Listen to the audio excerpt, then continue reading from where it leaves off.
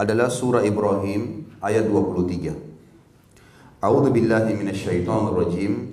Wa udkhilal ladzina amanu wa amilus solihati jannatin tajri min tahtihal anhar. Jannatin tajri min tahtihal anharu khalidina fiha biidzni rabbihim. Tahiyyatuhum fiha salam. Dan akan dimasukkan orang-orang yang beriman. Yang beriman, yang mengikrarkan dengan lisannya, meyakini dengan hatinya, mengaplikasikan dengan anggota tubuhnya semua yang diperintahkan oleh Allah. Orang-orang yang beriman dan beramal saleh ke dalam surga yang mengalir di bawahnya sungai-sungai. Mereka kekal di dalamnya dengan seizin Rabb mereka. Ucapan penghormatan mereka dalam surga itu ialah salam atau keselamatan. Ulama sepakat mengatakan, saudaraku seiman, satu-satunya ibadah yang berlanjut dari dunia ini sampai ke surga nantinya adalah zikrullah. Adalah zikrullah. Makanya di dunia ini dijadikan ibadah yang paling agung adalah zikrullah.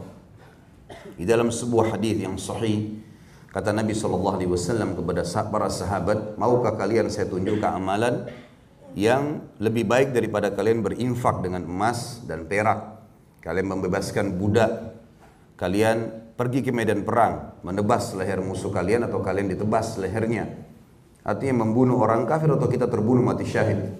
Kata para sahabat, tentu saja ya Rasulullah. Kata Nabi SAW, lisanmu selalu mengucapkan zikrullah. Banyak orang, teman-teman sekalian, menganggap remeh masalah zikrullah ini. Padahal sebenarnya dia menjadi puji-pujian yang dibaca di surga. Dan ucapan para malaikat adalah zikir kepada ahli surga. Termasuk sambutannya yang sering kita ucapkan, Assalamualaikum, doa dan zikir. Keselamatan buat kalian selamanya di dunia dan di akhirat. Ada sebuah kisah unik di sini berhubungan dengan masalah zikir. Secara umum tentunya, saya bicara secara umum. Tapi saya yakin banyak di antara kita teman-teman yang belum tahu kisah ini. Semoga saya yang sudah pernah dengar mereview kembali ilmunya sehingga dia bisa merutinkan dalam kehidupan sehari-hari, dan semoga saja yang belum tahu bisa memahami dan mengamalkannya. Kisah tentang sahabat Nabi yang mulia Auf dan anaknya Malik radhiyallahu anhum ajmain. Dalam salah satu peperangan, si Malik ini si anak, dalam kisah anak sama ayah. Malik ini anak, dia ikut bersama Nabi SAW berperang. Dan tentu sebelum pergi berperang, meminta ridho kedua orang tuanya, Auf ayahnya dan ada ibunya. Saya tidak temukan namanya dalam riwayat ini ibunya. Tapi yang jelas, dia izin dan diizinkanlah oleh kedua orang tuanya. Dan mereka berharap Malik mati syahid untuk menjadi saksi pada hari kiamat, menolong keduanya masuk ke dalam surga. Pada saat baginda Nabi SAW pulang dari peperangan, semua pasukan tidak terkecuali pulang bersama Nabi SAW, kecuali Malik. Malik gak ada. Begitu tiba di Madinah, baginda Nabi SAW biasanya mengecek prajurit-prajuritnya sebelum bubar. Mereka kumpul dulu di depan masjid Nabi SAW, lalu Nabi mengecek satu persatu. Kabilah fulan, si fulan, si fulan, si fulan, si fulan, silakan pulang. Si fulan, terus begitu sampai selesai. Sehingga Nabi SAW mengetahui siapa yang meninggal dunia di antara mereka, siapa yang sakit, berapa orang yang terluka, gitu kan. Sehingga memang difokuskan untuk menjenguknya kalau dia sakit, ya, bertakziah di rumah keluarganya kalau meninggal. Maka ditemukan satu-satunya yang tidak ada adalah Malik. Maka Auf datang kepada Nabi SAW dan mengatakan, ya Rasulullah, semuanya pasukan Anda pulang ya Rasulullah, tinggal Malik, anak saya. Beritahukan kepada saya agar saya bisa beritahukan kepada ibunya, istri saya, tentang keadaannya. Kalau Malik mati syahid, alhamdulillah, itu yang kami harapkan. Tapi kalau Malik tidak mati syahid ya Rasulullah, beritahukan di mana dia. Apakah dia ditawan oleh musuh? Apakah dia sakit di tengah jalan? Nabi SAW tunggu wahyu pada saat itu, menunggu wahyu. Seperti biasa, tradisi Nabi SAW tidak akan menjawab kecuali dari wahyu. Dan Allah pastikan dalam Al-Quran, A'udzu billahi minasyaitonir rajim, wa ma yantiqu 'anil hawa in huwa illa wahyun yuha. kalau Muhammad itu sallallahu alaihi wasallam tidak pernah mengucapkan sesuai dengan hawa nafsunya, tapi dia mengucapkan sesuai dengan wahyu yang dipandukan kepadanya. Maka Nabi SAW mengucapkan kalimat yang mengatakan kepada Auf, hai Auf, pulanglah dan aku wasiatkan kepadamu agar engkau dan istrimu mulai kamu pulang ke rumah sampai malam nanti mengucapkan la haula wala quwata illa billah. Zikir yang banyak orang tidak amalkan dalam hari ini. Zaman-zaman sekarang tidak ada yang amalkan bahkan mungkin. Padahal zikir ini sudah dikatakan oleh Nabi SAW dalam hadis yang lain, kanzun min kunuzil jannah, la haula wa la quwata illa billah, adalah harta karunnya surga. Mungkin orang berpikir harta karun surga nanti di surga baru didapatkan. Lihat manfaatnya di dunia teman-teman sekalian. Amalkan resep ini bukan dari dokter manusia biasa, dari Nabi SAW, pimpinan seluruh manusia, pimpinan semua nabi-nabi, menerima wahyu dari sang pencipta Allah. Amalkan la haula wa la quwata illa billah, kamu dan istrimu. Auf tanpa banyak bertanya, pulang ke rumahnya, istrinya bertanya, wahai Auf, bagaimana kabarnya Malik? Mati syahid kah? Tertawan musuh kah? Hilang di jalan kah? Apa jawaban Nabi SAW? Kata Auf, Nabi SAW tidak menemukan dia. Tidak ada penjelasan dari wahyu apakah dia mati syahid, apakah dia tertawan, belum ada berita. Lalu apa wasiat? Kata Auf, dia mewasiatkan kita wala illa billah. Sebanyak kita mampu. Ada kita amal lain.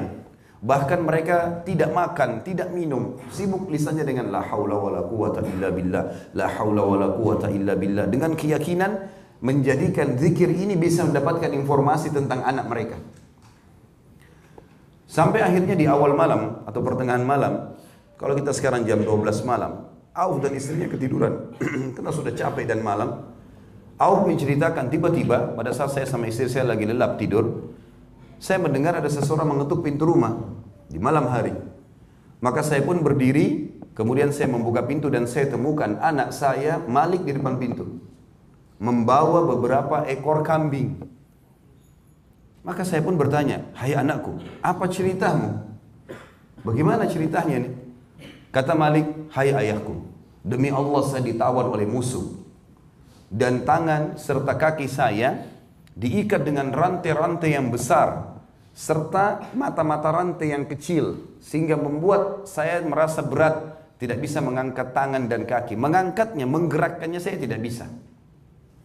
Maka mereka terus menyiksaku sampai akhirnya di malam hari.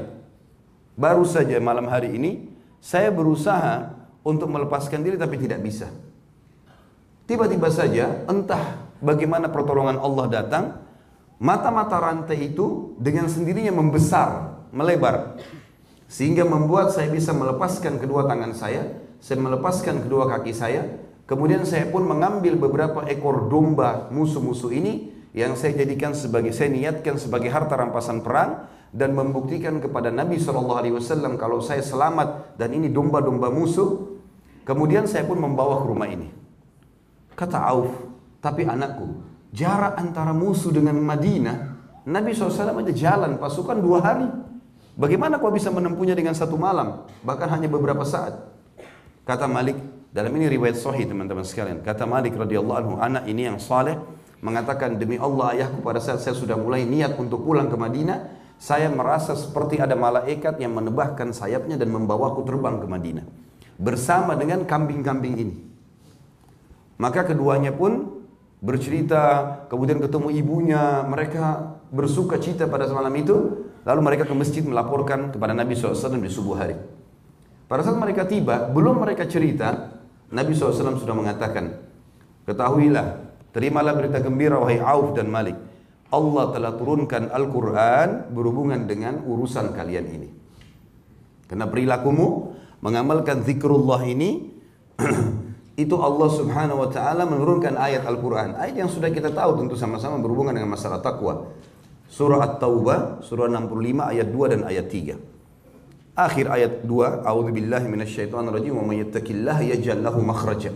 Siapa yang bertakwa kepada Allah, Allah akan berikan kepadanya makhraja, jalan keluar dari masalahnya. Wa yarzuqhu min haitsu la yahtasib, dan Allah berikan rezeki dari tempat tidak disangka-sangka. Wa may yatawakkal 'ala Allahi fa huwa hasbuh. Siapa yang mengembalikan perkaranya pada Allah, maka Allah jadi pencukup baginya. Innallaha balighu amrih. Allah pasti akan buktikan kebenaran janji-janjinya. Qad ja'ala likulli syai'in qadra. Allah telah tentukan semuanya punya kadar. Pasti Allah bisa melampaui apapun yang diciptakan. Ayat ini teman-teman, banyak orang yang sering menjelaskan para dai-dai kita, tapi tidak diniatkan atau tidak dihidbatkan kisah Auf dan Malik. Kisah Auf dan Malik ini luar biasa. Jangankan untuk semua sekedar penyakit, jangankan hanya sekedar bangkrut usaha, jangankan cuma karena ada masalah rumah tangga, jangankan cuma karena masalah belum dapat kerjaan, belum dapat jodoh, ditawan oleh musuh, bisa rantainya terlepas, bisa dibawa oleh malaikat pulang lagi ke rumah orang tuanya. Dan perjalanan 2 hari ditempuh dalam sekejap sampai ke Madinah, dibawa oleh malaikat. Apalagi kalau cuma masalah-masalah kecil. Zikrullah, coba baca. Dan dalam akhir riwayat ini, saya tidak temukan, Allahu alam, ini lanjutan hadis atau tambahan dari perawi. Dikatakan di situ, dan la haula wala quwata illa billah, bisa menyembuhkan 99 penyakit, yang paling rendah adalah demam. Yang paling rendah adalah demam. Ada masalah teman-teman sekalian, la haula wala quwata illa billah, la haula wala quwata illa billah. Coba zikrullah, karena ini ibadah yang luar biasa. Bahkan ulama mengatakan kalau orang yakin dengan zikir ini mungkin tidak butuh obat dokter. Karena ini yang lebih penting daripada itu semuanya.